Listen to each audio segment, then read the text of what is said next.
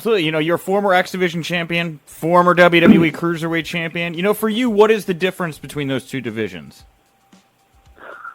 I always thought that the X Division was like, it affected the social culture of wrestling during the 2000s the same way that the WCW Cruiserweight division affected the wrestling culture like when I was first starting. Because, I'd meet people, I'd meet and greets and stuff. To this day, I still do. There'll be like young fans, maybe in their mid-20s or something, and they say they grew up on, the X Division, the stuff they saw in 04, 05, 06, and all that. Yeah. And really, like, during that time, TNA was in such a place where it was like the hot, trendy thing. Like, and I think we're so far, the generation is so far removed from it now that people forget that, like, the type of like trendiness that say AEW has now is like what TNA had for a little bit, and a lot of that was rooted because of the X Division, and it made it special. And I always thought, like, historically, that's going to go down as something that really kind of changed the wrestling business, because then you started seeing places like regional companies make their own X Division or their own No Limits title or something. When I started seeing that, I started kind of realizing that, like, we're actually kind of changing the way people view wrestling historically now, because this is really affecting the culture of it.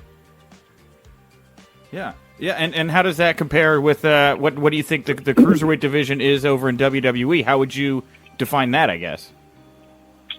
So I think that what is important for that is that it opened the doors for a generation of guys that fit a certain stature that didn't have an opportunity, generally speaking, for maybe like 10 years, because there's a period of time, like during the period of time when I was homeless, that was the time I went down to FCW and was trying to kind of get in with WWE at that time. And it was like, I mean, that's just in like 2008 or 9. And that it's like, it was unheard of for somebody like my size to get in. Like, only one or two guys would get in, like, say, a Tyson Kidd or, like, a Matt Sydal.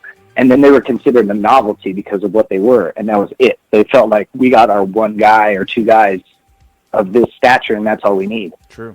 So I think historically, what will go down as why this was important, mostly from, like, the CWC, is that it now opened the doors for guys like, say, Cedric to be on Raw, or like the Lucha House Party to be, doing what they're doing, because now it's not even about cruiserweight wrestling. It's just allowing guys of a certain stature to have like real opportunities.